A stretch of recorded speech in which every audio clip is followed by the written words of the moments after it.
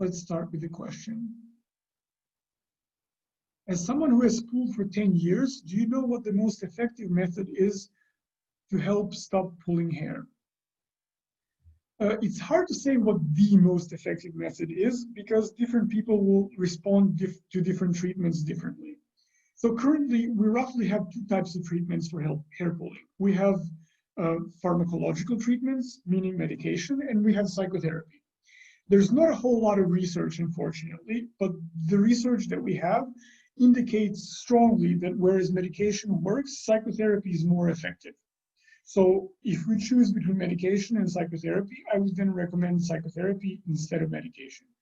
You can also combine both, of course. Typically, when you make the combination, you will get the best results.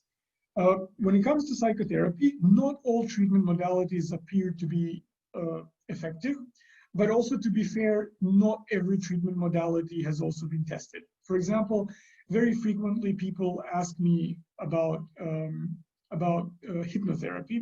I don't know why, but it seems to be very popular with people who struggle with body-focused repetitive behaviors. And there is absolutely no evidence that hypnotherapy works. There are no studies that test it. This means that if you ask me whether it works, I can't say yes, it works.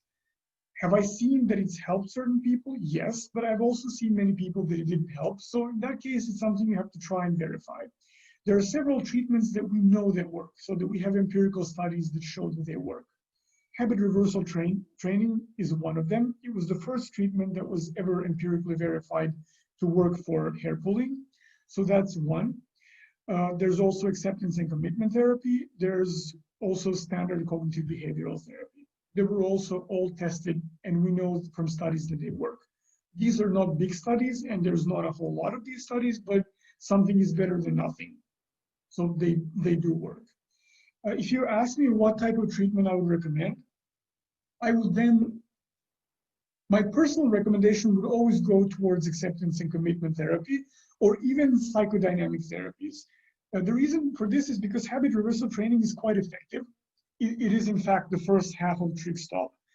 But if it were the only thing that TrichStop offers, I personally don't think I would like the program as much as I do, because I think habit reversal will teach you how to replace pulling as a habit, but it is not going to go into details behind pulling, meaning why is it that you pull in the first place. So I think addressing causes is always much more important than addressing target behaviors. So habit reversal is a great place to start, but then once you complete habit reversal, in TrichStop you would then go to acceptance and commitment therapy because that's integrated. But if you do it on your own, just make sure that you also do something else so that you understand a little bit better why is it that you pull in the first place. Because if you only treat a symptom, you know, and the same problem stays in the background, then the problem will find another way to express itself.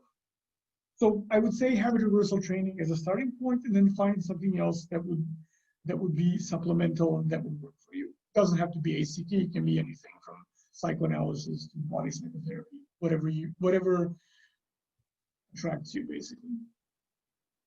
This presentation has been immensely helpful. Are these webinars recorded and made available later? I'd love to watch this again. Yes, you will receive a link to our YouTube channel and specifically to the webinar.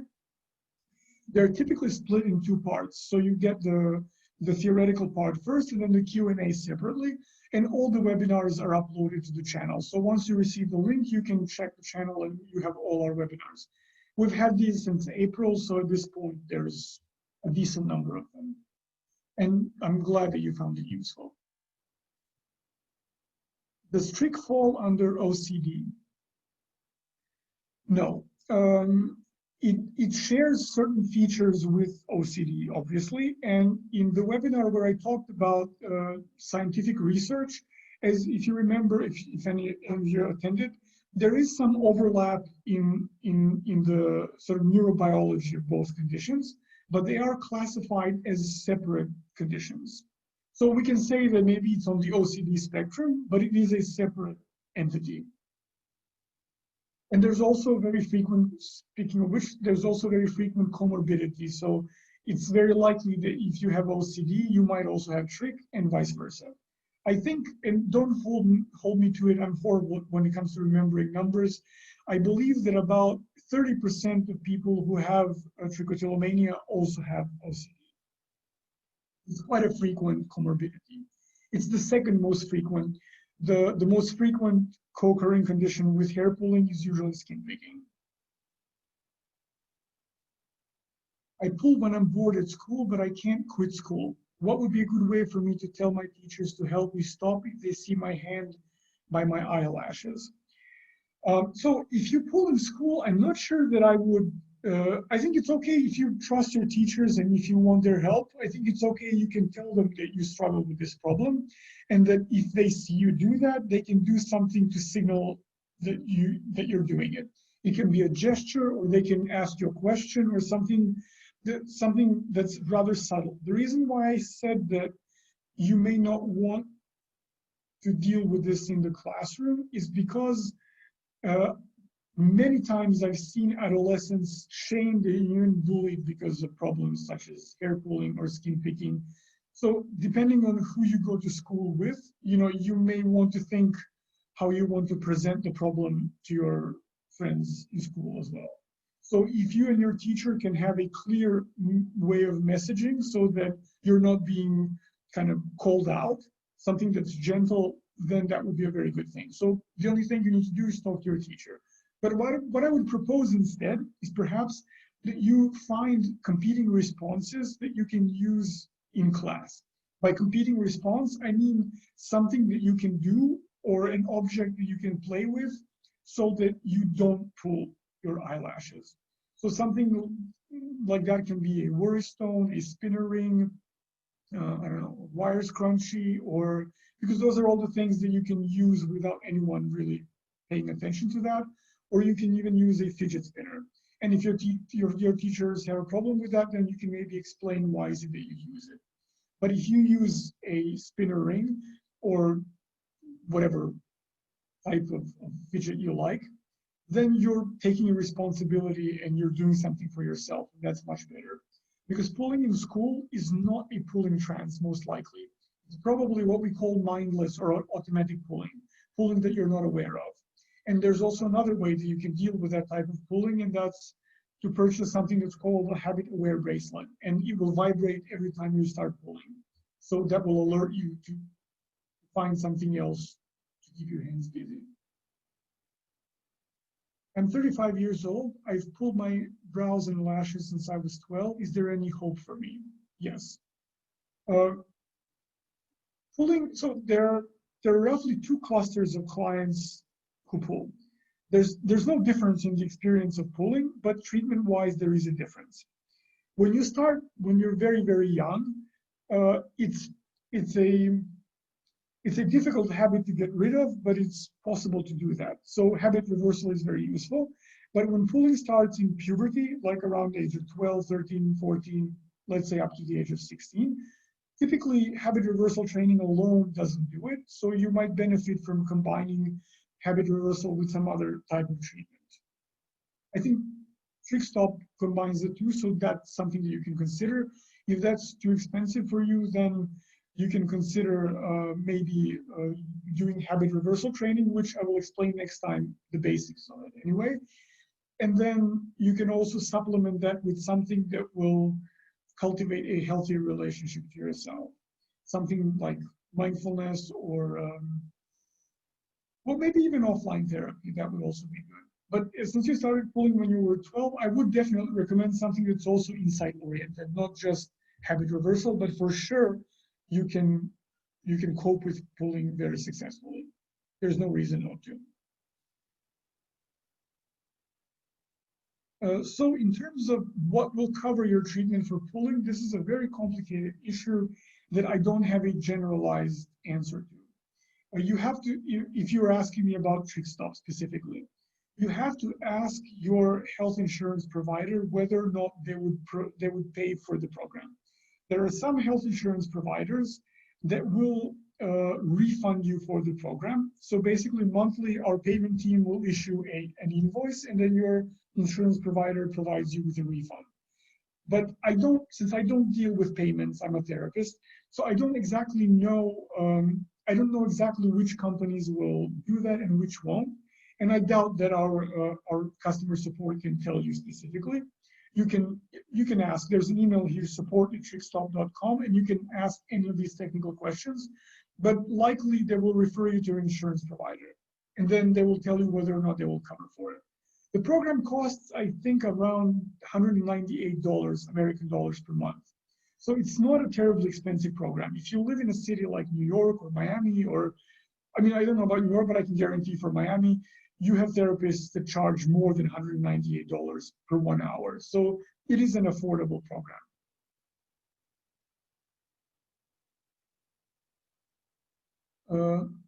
Can you provide the titles and the authors of the books you mentioned? Thanks for the helpful tips of breaking out of trances. It's interesting. So for the life of me, I cannot remember what books I mentioned, but if you remember the title, you can email me and I will send you the reference. I referenced some papers, I know that, and those were sent out when I was talking about the science and psychology of hair pulling. But just email me and tell me which reference you were wondering about, and I will send it to you, because on top of my head, I cannot remember.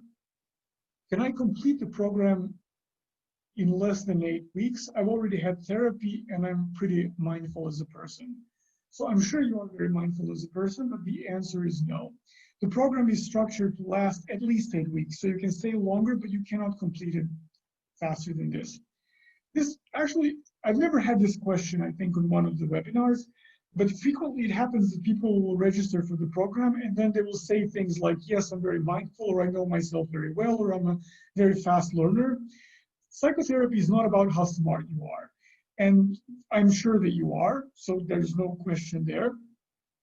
But psychotherapy is an experiential thing. In order to get experience with something, that requires time and patience. It requires trying things and failing. So therapy has to last a certain period of time. If you ask me as a therapist, I think 8 weeks is not sufficient.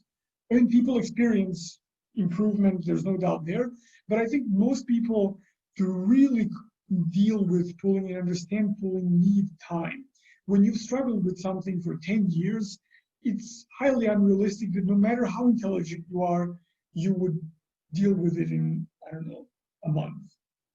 So if you remember, if one of the problems or the issues that people need to work with is experiential avoidance, when you've been avoiding your emotions for your entire lifetime, there's really no shortcut to this. So it's basically a developmental process that we accelerate with therapy, but no therapist is a magician. In fact, I would really strongly advise you against anyone who thinks they can solve a problem that's been present for a decade in 2 weeks.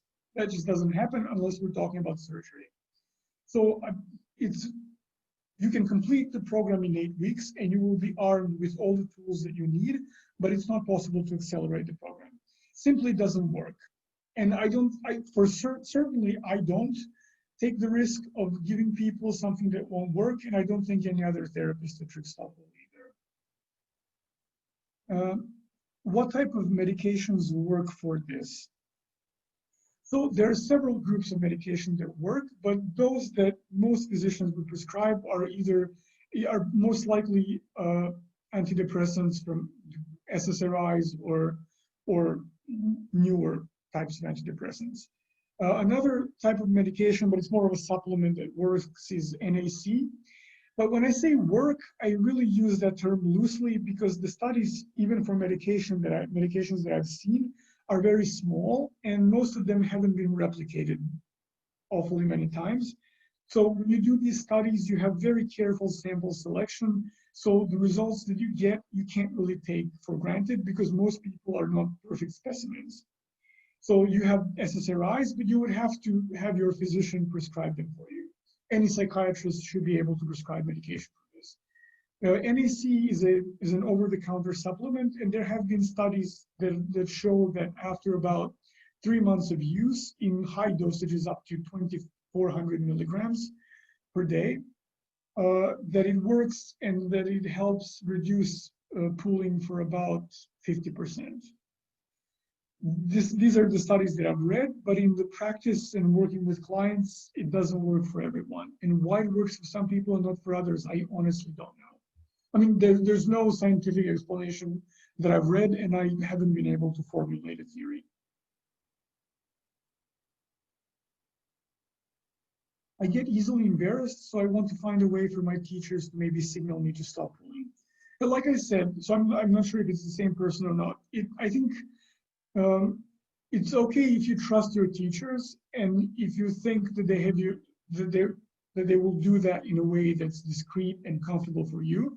But you have to think about the way that they can signal that that's comfortable for you. In general, even when you have people that want to help, it's extremely important that they help you in a way that works for you. If you get easily embarrassed, I wouldn't suggest that your teachers signal it to you, because then there's always a risk of you being embarrassed, because there's no guarantee that the teacher will react in exactly the way that you told them to. I think in that case, it's much better if you arm yourself with tools so that you have something in class to help yourself. I already recommended some things, so I don't want to repeat myself so that I can get the other questions as well. I've done this as a baby, so still can you say that it's stress related? I don't think I think stress is a very vague term. So stress is basically anything that will knock you out of the equilibrium that you want to be in. So it's like a very general umbrella term. When people in therapy tell me that they're stressed, I always ask for specificities. If you've done it as a baby, I know what you mean. It seems slightly absurd to talk about the psychology of it, since you can hardly talk about how you felt when you were a baby. I don't know how old were you when you okay, so let me put it this way. I think if you're thinking about hair pulling being genetic, I cannot say that it never is, but we really don't have any evidence, any solid evidence to confirm that it is. I've seen, I think, only one study that talks about grooming behavior in animals and humans, and it basically says that hair pulling is just grooming behavior gone awry. And there were some correlations with certain genes, but correlation does not equal causation. So based on that one study that I know of, I don't think I can say that it's genetic. So I cannot say that it isn't, but in general, when I work with clients, I don't come into therapy with predefined ideas about what's wrong with them, because I think we can do that when we prescribe medication, because medication deals with the body, and the body works more or less, brain chemistry in my brain and your brain are likely the same. But when it comes to human psychology, really it's a cliche, but it is true, but every person has their own experiences.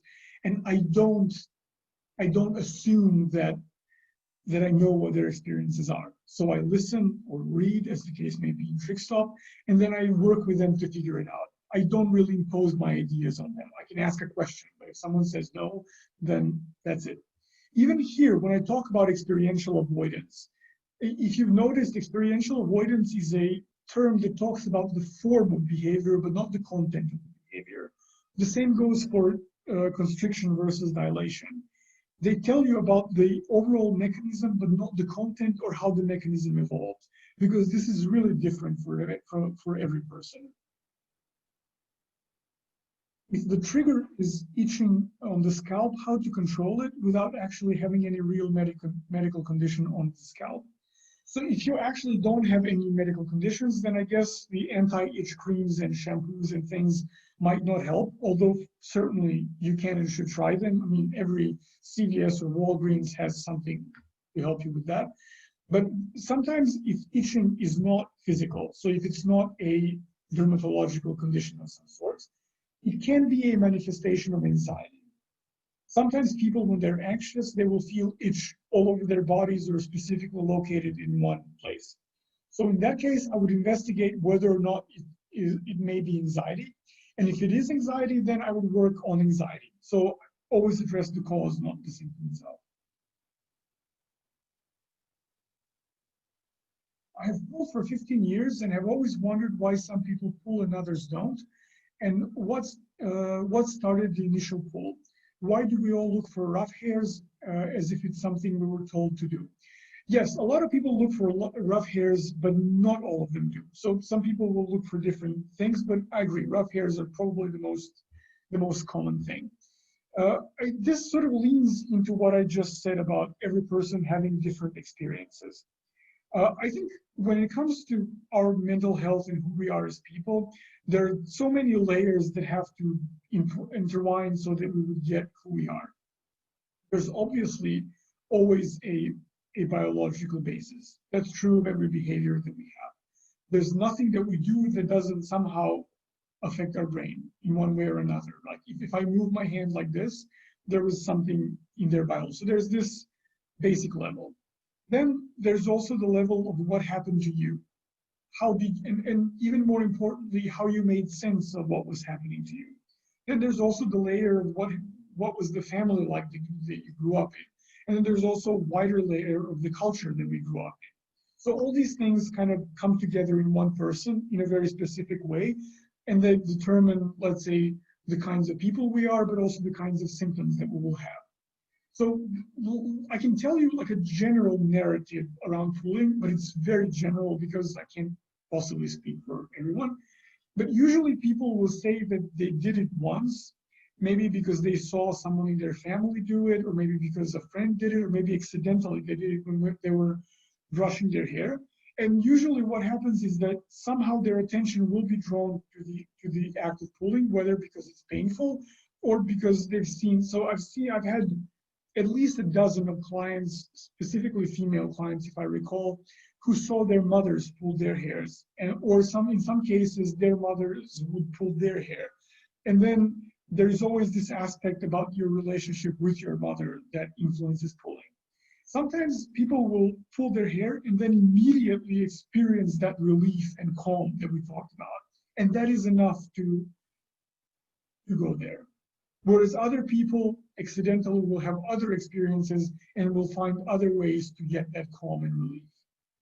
So in that sense, you know, someone will, recently I was talking about skin picking with someone, and someone said, well, this sounds like alcoholism, where you drink so that you don't have to face your emotions, except sometimes you pick so you don't have to face your emotions. And that's more or less how it works. So someone will discover something else.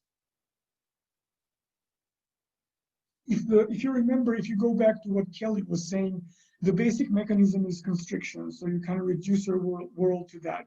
So there are many ways that you can constrict. So different people will, over the course of their lives, find different tools, basically. It's the same thing like when you ask about anything, it's like why some people like certain types of music. You know, they ran into it at a certain time in their lives, and then it clicked. How can you help a 9-year-old not feel shame when he or she picks? Well, when it comes to working with shame, I'm afraid that I can't give you a specific tip on what you need to do. And this is really something that if you're 9 years old, I think this is definitely something that you need a help from a therapist. For people who are grown-ups or maybe 15, 16-year-olds, I can propose different types of self-help that you can use, and there are also therapeutic techniques that I can recommend. But when you're 9, then that requires a specific type of training that I don't have. So I don't really want to give advice that I don't feel qualified to give. But for sure, I think if you have any possibility of seeking counseling of some sorts, do it. I think that would be the best route to go down.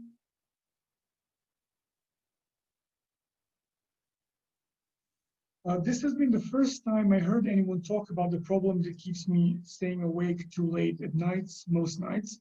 I've always thought it was only me, thank you. You're welcome. It's not you. Hair pulling is much more common than people think. It's just there's so much shame around it that no one talks about it. I think the number that I read was between 5 and 12% of people will at some point pull their hair. So they will have, let's say, one episode of hair pulling in their lives. So that's quite a lot of people. I'm in the UK. Is trick registered in the UK, or is it really only being discussed in the US currently? So trichotillomania is included in most classifications of psychiatric disorders that I know of. So certainly in ICD that's used in Europe, and also in DSM that's used in the US. So even if you see a mental health professional in the UK, they're not, so often they're not trained to work with hair pulling, and I suspect there's a type of laziness with certain therapists. They really don't want to learn, but everyone should know the basics about what hair pulling is. This is amazing. Thank you. You're welcome. Is trichotillomania related to trauma as a child that I haven't dealt with? Well, it's not, I cannot say that the cause of trichotillomania is trauma. However, if I look at my experience working with people who have different body-focused repetitive behaviors, I would say that people who struggle with trichotillomania more frequently have traumatic events in the past. Again, I've never done a study or statistics. This is just my clinical experience. So I cannot guarantee that it's the case forever, but it is something I've even talked to colleagues about this. And when we compare different types of body-focused repetitive behaviors, we always sort of come back to the idea that hair pulling is somehow more complex than the other forms, generally speaking, again, because it does seem to be tied into other symptoms and other issues and other problems such as trauma. And also very frequently when it comes to these pulling trances, there seems to be more dissociation from emotional life with people who pull their hair, which sometimes can be a consequence of trauma. So if you have a major trauma in your life, I'm sure that its relationship to hair pulling is not insignificant, and that's definitely something that you should explore with your therapist. If not, then maybe you can consider getting one. Someone, in this case, that would be someone who is trained in working with trauma. I also have borderline personality disorder, so I'm not sure if it's the same person.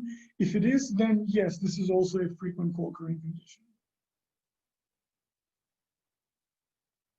I tried the habit-aware bracelet, but I would just ignore it. I quit pulling while we were off school in quarantine, but now we're back in school and I'm pulling again. I guess, roughly speaking, this could be due to stress. So maybe you can consider learning different ways to cope with anxiety and stress. Maybe that would be helpful. How can I watch this webinar with my son later? Like I said, you will receive a link so you can, in your email, so you can just click on the link and listen to it on YouTube. It will stay there. What is the name of the painting with the man with the mustache? Oh, okay. I don't know what the name of the painting is. It's actually a lithograph. It's not a painting, but I know the artist. It's Alicia Leal. She's a Cuban painter. She's a remarkable painter. And the man with the mustache is Jose Marti. I have a 13-year-old son with trich who is also a very fussy eater with a poor diet. Is there any evidence that nutritional deficiencies may be a factor, and are there any supplements that you tend to advise?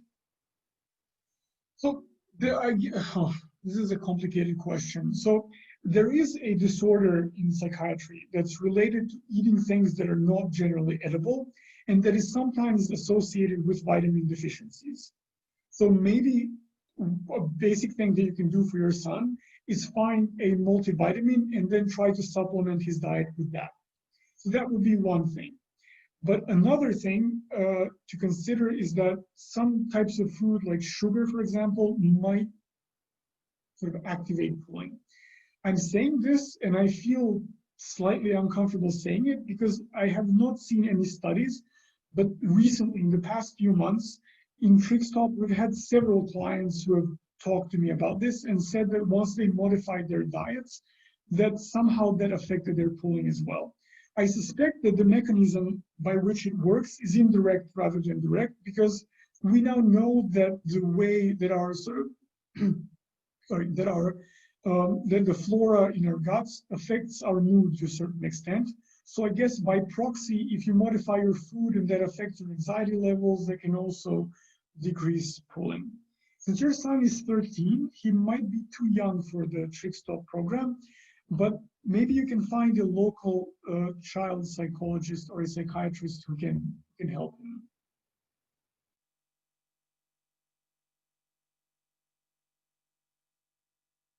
Specifically, I believe that I have repressed sexual trauma. So this could be, but if it's repressed, it's very hard for me to speculate, since repressed, by definition means that you have no memory of it.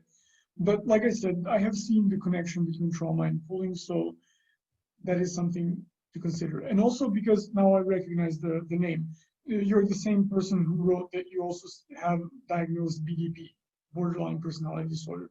So when it comes to BDP, there's frequently a comorbidity with hair pulling, but things can slightly be complicated with BDP is because it's also associated with different types of self-harm. So it's very important to distinguish what's self-harm and what's hair pulling, because they're treated differently and they're different phenomena.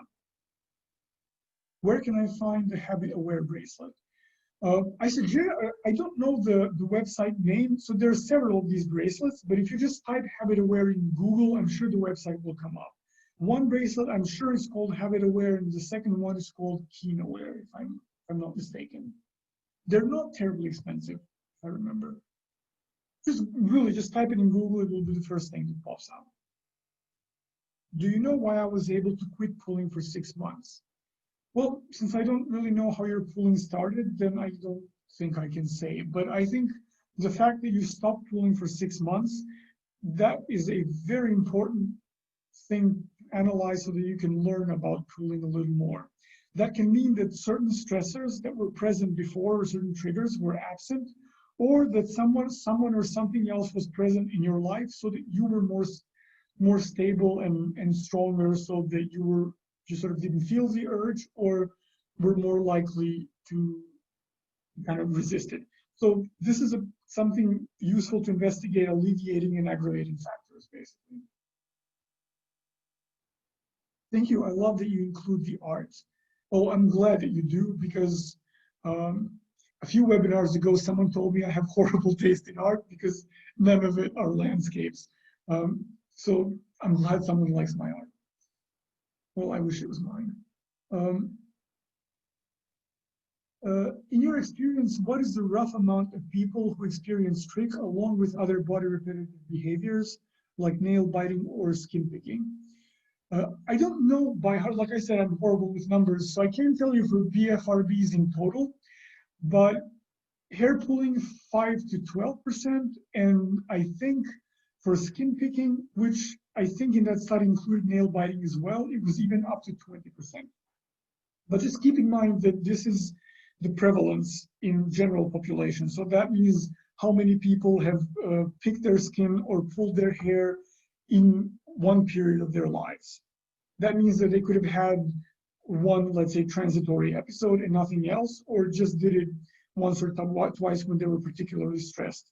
But the overall message, if you want more precise data, you can find the webinar, I think it was called The Science Behind Hair Pulling or something like this. On TrickStop's channel, there's the video there. And there was a table that I used that showed the exact prevalence of hair pulling. It's much more common for sure than people think. And very often, especially I think with skin picking, people don't even know that it's a thing. Like they just think that it's something that they struggle with, but they don't know that it has a name or that you can get help for it. If trick is so common, why have almost all of my doctors never heard of it? All except one psychiatrist who disappeared off the face of the earth. Well, I hope that psychiatrist is fine. I think everyone who graduated from medical school must know what hair pulling is. In the Kaplan and Sadok synopsis of psychiatry, there is a chapter, a small one, but there still is a chapter on hair pulling. And in medical school, so when I graduated from medical school, I didn't know how to treat hair pulling, but I did know what hair pulling is. And it was not just because I was in love with psychiatry, it was because it was something that I was expected to know. So I think every doctor should at least know the definition of it, if nothing else. But I can completely relate that I've heard so many times that doctors will tell people, well, just stop, or, here's this medication and then let's see you in a month, that many of them just don't have the treatment for it. The reason why So it is common, but there's a lot of shame and a lot of stigma. And like I said, some people do it without even knowing that it's a problem. And because of all this, not many people seek help. Uh, Doctors who work every day, especially doctors that, let's say, graduated 20 years ago, that I mean, they're not encyclopedias, so they're probably likely to forget some things. And when you don't hear a complaint in your daily practice, you forget things. No one is ever going to forget diabetes or high blood pressure or schizophrenia or bipolar disorder, because this is something that every doctor, whatever their specialty is, see every day in their practice. And when people don't go and don't complain about hair pulling or skin picking, then there are no treatments and there are no studies and there's no research because they don't feel the pressure to get more knowledge on it. I'm fairly insignificant in the world, so I don't think I can push anyone to gain any knowledge of it if they don't want to. But I think if more people would complain and go and ask for help, then doctors would be forced to educate themselves.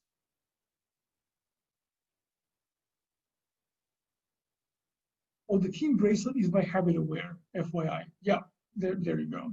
There's one more. I cannot remember the name. I cannot remember the name. But if you just type habit aware, that one should do, I guess. I myself am a medical student, and during my entire MBBS, I had the episodes, but during the internship where I had to only work, not read or give exams, I did not have any episodes. But now, since I'm preparing for subspecialty, I've started again since a year. I'm 24. What can you help me with? Which is not very expensive. So I don't know what your definition of very expensive would be, but at least by American and most European standards, TrichStop is not a very expensive program, so that's one thing you can try. The habit reversal training is, I think, something, if you're persistent enough, you can do on your own as well. So check in November, and then you can get some tips on how to get started with habit reversal training. Those would be the basics. But really, so again, I don't know what country you're in, but if you have, as a medical student, and surely you should have some sort of medical insurance, you might be able to get free psychotherapy for it as well. But if you want to do something on your own, then I would say start with habit reversal, and maybe if you have time, start a mindfulness practice, because that would make you more resilient to stress. I mean, God knows that mindfulness saved my life in medical school so many times. There's still questions that I didn't get to, but it's getting a little late, so I think this would be a good time to stop. If there are any questions that you would like to ask, because I see that there are quite a number of them that I didn't answer, you can email me. You have my email here in the lower left corner. So for any technical questions, email our support. And if you have any questions about hair pulling, or you feel that you need some more information about something that you asked and I didn't give you enough, just email me at vladimir@trichstop.com, and I will most likely get back to you on Monday. Since every time after the webinars, I get quite a lot of emails, so I started losing track on what I respond to and what I don't respond to. So I've decided to set aside some time on Mondays and then answer those emails. So you can write, and I will be happy to respond. And well, I hope to see you in November. You will receive an email with the dates, and I hope it was useful for you, and well, have a pleasant evening.